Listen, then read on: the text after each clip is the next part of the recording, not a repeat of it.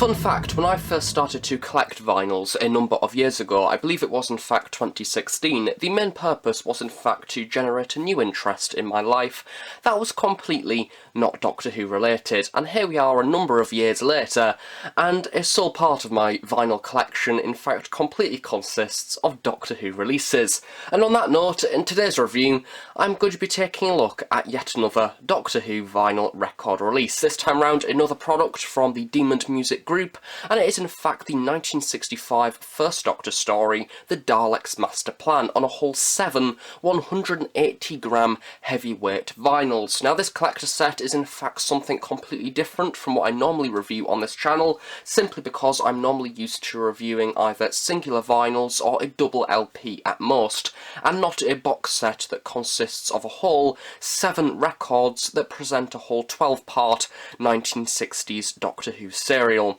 Now this review is in fact going to be split into 2 parts. The first part I'm going to be taking a look at this rather lovely looking product in front of the camera right now in your usual product review style format, and then in the second half of this review I'm going to be taking a look at the Daleks Masterplan as an actual episode and reviewing it, so it's kind of going to be a 2-in-1 review. So this product review is in fact going to be of this version of the Daleks Masterplan, which is the Amazon exclusive version, which, as you will see once I have opened the case, does in fact contain some orange splatter vinyls, as opposed to the regular standard version that features translucent blue vinyls. Now the main difference, other than the actual colours, that the standard version does in fact come with a etched TARDIS design, and the one that I'm going to be reviewing today, the orange version, does in fact come with a Dalek etched design on the Mission to the Unknown vinyl disc.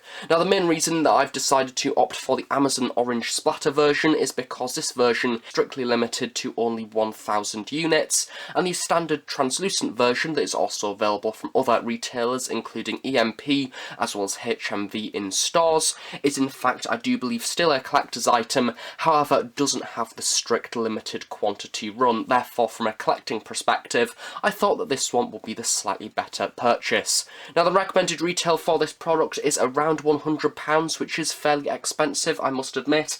However, this product has in fact been out for a number of months, and it has in fact tended to fluctuate in price online. In fact, the cheapest that I have seen, the standard blue version, is around £50 to £58. I believe that I purchased this one about a month or so ago from Amazon for around £60 odd, so a fair amount of money off the original recommended retail price. So if you're interested by what I say throughout this review, basically check your online retailers and keep an eye on the price in order to get it for the best possible one. So with all of that out of the way, now taking a look at the actual product itself, this thing is a thing of beauty. It is a really lovely presentation, and something of which that feels incredibly high quality. So starting off at the very top of the design, as you can see, we have the current new series Doctor Who logo that has been given a rather lovely silver foil finish that really makes it stand out on that dark blue backdrop. Just above this we have your regular BBC logo, along with just below this the title of the episode itself being The Daleks Masterplan. At the bottom of the lid it does also state that this is the original BBC TV soundtrack of the Daleks Masterplan. Of course this episode is a big 12-part 60s epic, and only 3 of the episodes actually exist within the BBC archive. The rest of the story does exist, however within the audio format as opposed to the visual format, and of course this product does use those original audios that have been recorded by fans in the 60s. However, it does also have linking narration that has been added in, read by Peter Purvis, who does of course play Stephen within the actual story, and this linking narration does of course explain all of the visual things that actually happen within the episode that you can't of course experience from the audio itself. In the very middle of the lid we do of course get a rather lovely look at the artwork that has been exclusively produced for this product. I do believe the 2 people that have put this together are Ellie Fennell along with Daniel Ascom, who did also work on the cover art for the previously released Demon Music Group Record Store Day 2019 releases, being Galaxy 4 and Destiny of the Daleks. Now this is a beautiful looking design, and something of which that I'm really happy with how it actually looks on the product itself. It certainly doesn't disappoint, it does look incredibly high quality. As you can see in the very middle, we do of course get two trooper or drone Daleks at either side that have been really nicely captured, and then of course in the very centre we get one of the flamethrower Daleks with the rather lovely flame being branded across the side of the left hand side of the box itself. Now I really love the colours on the actual box. Of course they could have very easily just used some rather simple looking 60s models of Daleks in the standard silver and blue. However, the actual lid itself overall has been given this rather lovely blue gradient,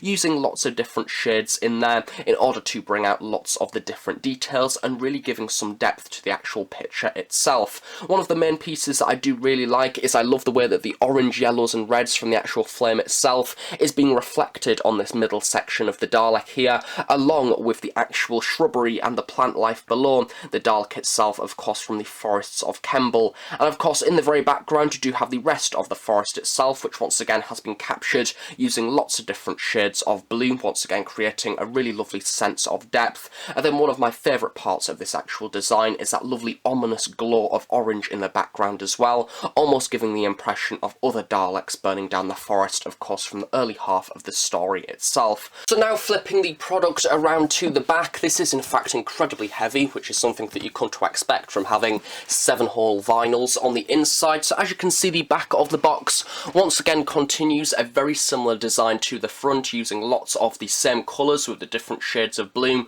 really nicely recreating the design of the forest with once again that ominous orange glow in the background as well. And then we get an image of course of the TARDIS exterior. However, it is in once again a rather cartoony design, much like the actual Daleks themselves. However, it's not too cartoony, it does have still lots of detail in there, and of course once again keeps up the similar style to the front of the box. In the bottom corner we do have a few additional pieces of company information which has been handily kept to a minimum, and then we do also have a few production credits along the side as well, including the fact that the Daleks Masterplan was written by Terry Nation alongside Dennis Spooner. It stars William Hartnell and it has linking narration by Peter Purvis. The actual box itself is made of a really nice high quality cardboard, ensuring that the vinyls on the inside of the box are kept safe. And as for the actual printing of the design itself, I feel like this is also a very high quality, and the image itself does have a lot of small details. Along the side of the case it does in fact also state the title of the product along the code there at the very bottom, and then of course the lid does actually just simply slide off, much like a shoebox, to reveal the product on the inside. The lid has in fact also been given this rather lovely vortex design on the inside of the box, which is very similar to that of once again the previously released Record Store Day releases, using a rather nice cartoony design. However, once again this is in fact been given a different filter of colour, this time being an orange and a yellow design.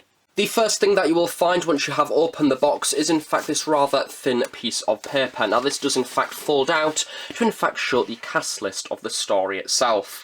Due to the sheer 12 parts that the Dalek Masterplan is, as you can see we have a massive cast list as opposed to the Galaxy 4 and Destiny of the Daleks vinyl that only took up a few lines. This is pretty much a whole paragraph. At the very top, which is a really lovely touch, it does in fact give the dates of when these episodes aired on the BBC along with who the episode was written by, and then at the very bottom we get a few additional production credits along with the audio itself being remastered by Mark Ayres, production notes including the music by Ron Grainer and the BBC Radiophonic Workshop, the producers and directors, along with the other talented people who actually worked on the product's release. Of course, the rest of the contents of the box completely consists of all of the 7 vinyl records that are required to cover this 12-part story. However, something of which that I didn't realise when purchasing this product is that, as you can see, we have this rather lovely looking sleeve design with lots of different patterns on, which I will be covering in a little bit. We do also have at the sides of the sleeve in a very small text the Daleks Masterplan and then the LP number, so you can actually put these in order and you don't need to take out each individual vinyl to figure out what one is the first one and so on, so it's very easy to in fact put them back in order after listening to them.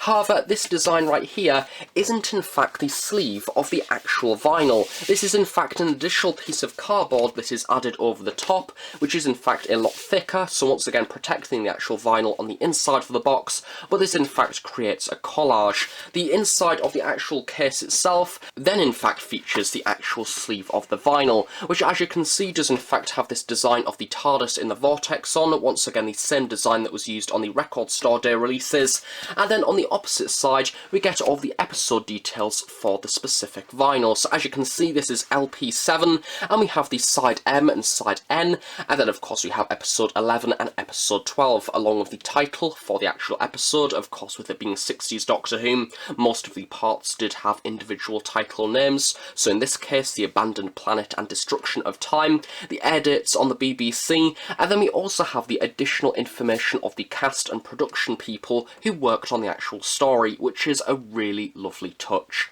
Arranging the vinyl record sleeves in a certain layout on the floor does reveal this rather lovely and pretty stunning image of a 1960s Dalek lurking through the forests of Kenball. And I really love that Demon Music Group have actually used the sheer amount of vinyls in this set to the product's advantage and created this really nice and unique design piece. I also love the fact that this design and artwork is in fact consistent to that of the collector's box, using some really lovely colours, once again emphasising those different shades of blue, as well as that rather stunning looking orange in the background. Flipping the vinyl record sleeves around and taking a look at the opposite side, this reveals yet another rather large image of the TARDIS spinning through the vortex, once again in a pretty similar colour scheme to the rest of the actual product itself. Really love the fact that there is some almost free space at the very top, because it can mean that you can do this. If you can't decide what design you like the most, then you can in fact have both at the same time. Now this is a really lovely touch and a rather clever way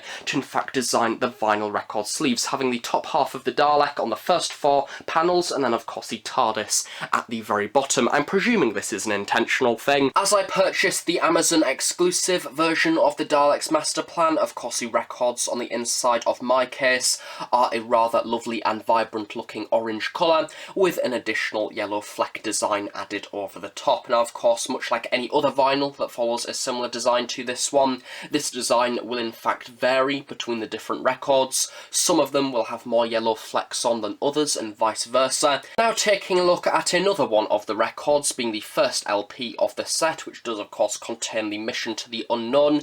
Now this is in fact a rather unique design. As you can see, this one does have less flecks on compared to the one that I've previously taken a look at, and of course on this side we do have the Mission to the Unknown. This is your regular vinyl. We have the grooves and things in there, so be very careful with that.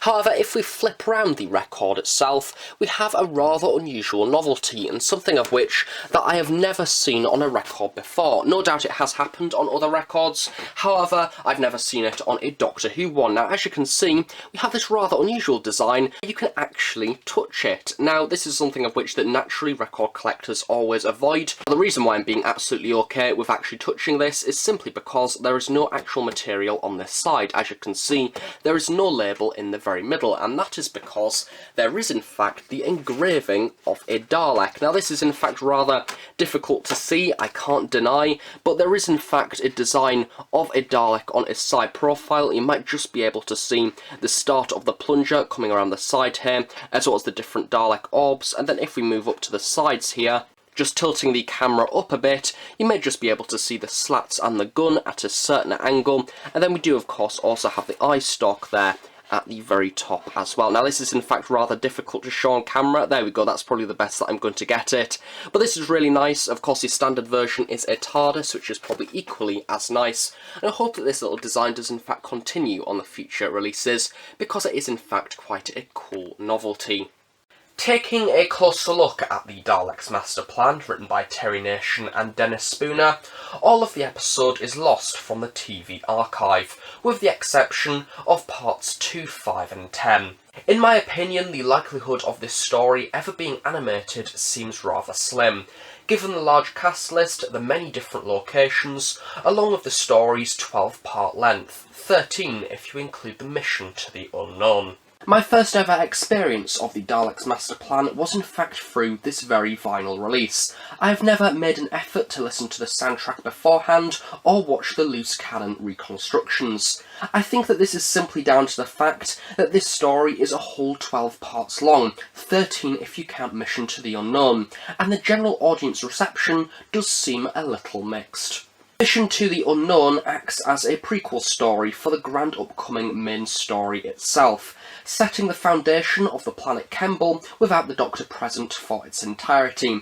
The story focuses on 3 humans, being Garvey, Lowry and Corey, being tracked down and plucked off one by the Daleks, as well as establishing the threat of the Varga plant, really nicely presenting how grim and deadly the planet is. My favourite part of this story is capturing how ruthless and deadly the Daleks can be, a theme that is also later used in the Daleks Masterplan.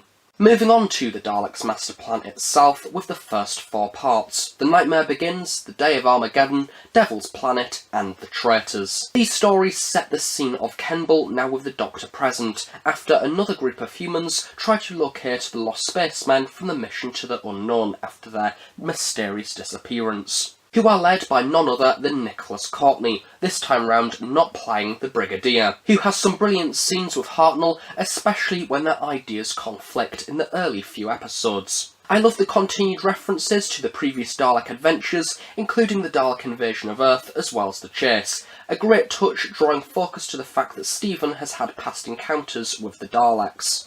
The early half of the Daleks Masterplan has the inclusion of Katrina, a character who was introduced within the previous story, and I think that it is no spoiler to say that she does in fact die only within 4 episodes. Katrina is a very unusual historical companion, and I loved how she believed the Doctor to be a god from another world. Her death was rather well played, especially the reactions from William Hartnell and Peter Purvis playing Stephen. Immediately after, with the Doctor saying she didn't understand and she couldn't understand, really added a nice sense of regret to the story itself. But it did feel like her death was very quickly forgotten about in the following scenes. The delegates are one of my favourite contributions to Masterplan as a whole, with the first few episodes focusing more around them. These parts also introduce the character of Zephon, who I found, I can't lie, absolutely hilarious. I just think the costume looked absolutely ridiculous, and on screen it also looked absolutely ridiculous, making it really funny to witness. But he was unfortunately killed by the Daleks soon after, meaning the laughs didn't last for long. Parts 1, 2 and 4 do a good job of setting up the plot, but part 3 I felt was a bit of a drag, and the little that it did contribute to the actual plot itself wasn't exactly interesting.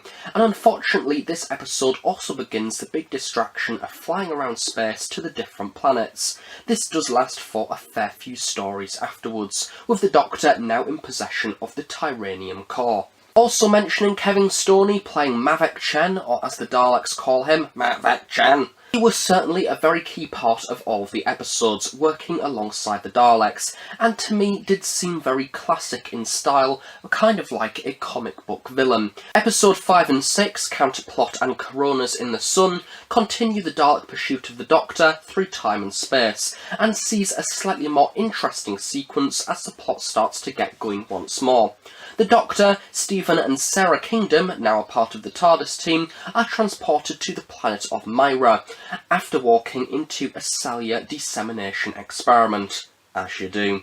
Sarah Kingdom acts as a new companion to replace Katrina, and I actually found her a rather strong female figure, which isn't in fact seen too often within classic series Doctor Who. The Doctor makes a deal with the Daleks to hand over the Tyranium core, however, a fake version. Given that we are now halfway through the Daleks Masterplan, I think it would have been a more effective choice in narrative to hand over the real Tyranium core instead of a fake one, and then create a new problem that the main characters had to face that would span the latter half of the stories, adding an extra few layers to the plot itself, as opposed to continuing with the exact same story plot of the missing Tyranium core. And now moving on to episode 7, The Feast of Stephen. Do I actually need to cover this one? This part sees the Doctor, Sarah and Stephen completely leave behind the plot of the Daleks Masterplan for a completely out-of-place random Christmas special that aired on Christmas Day back in 1965, because it was deemed that a Dalek invasion story would be a little bit too grim and dark to air on Christmas Day, so they decided to create this thing instead. From a narrative perspective, this story, absolutely baffles me. It's some of the most bizarre, I can't lie, crappiest 25 minutes in Doctor Who history. The TARDIS arrives at a police station and the Doctor is interviewed by police after stepping out of the TARDIS police box. And then after, they go to a film studio for a series of different sequences, seeing different productions being made, the First Doctor and his companions intruding and causing quite a lot of mayhem. They eventually get back to the TARDIS and have a few drinks because yay, it's Christmas, and the credits roll, and the Doctor does of course casually break the fourth wall, once again, as you do. As a narrative reminder, Katrina literally got blown out of an airlock a few parts ago, yet here we are, having a light-hearted Christmas drink, and I was gonna say, I guess it's just a little bit of fun. But it really wasn't. It was bloody terrible. I decided to watch the loose cannon recon of this story due to there being quite a lot of change in locations in a very short period of time, as well as including quite a lot of unusual design choices. And to be honest, I'm glad that I did, because without this, the audio is essentially just 20 minutes of people shouting and making random noises, and makes very little sense. One thing that I did actually like about this story is the silent movie screen text, something of which that does actually have potential for an experimental silent movie episode of Doctor Who, just not in the middle of a grand Dalek invasion story. Can I move on now? Good. Episodes 8 through to 10, being Volcano, Golden Death and Escape Switch, return back to the actual plot of Daleks Masterplan, thankfully. However, I think that by this point, the writers have kind of lost concentration and are starting just to string a few scenes together that follow the basic outline of an actual narrative. Sarah Kingdom is now practically a companion, and I must admit her and Stephen work rather well together. After landing in several weird places, the monk also shows up, Peter Butterworth once again reprising the role, and once more does in fact contribute an excellent performance that is equally matched by Hartnell, with both of them having a great rapport. Meanwhile, the Daleks find out the Tyranium core is in fact a fake from the episodes previous, and request a time machine from Skaro to track down the Doctor once again. At this point, they also carry out a few experiments on one of the delegates, being Trantis, which I thought was once again a rather nice inclusion, playing to the Daleks' more monstrous side, which I certainly wish that we'd seen a little bit more of. The Daleks' pursuit of the Doctor ends up in ancient Egypt, which was in fact a leftover idea that Terry Nation had for the chase, where the Doctor can in fact carry out a few repairs to the TARDIS, and the Daleks arrive shortly after.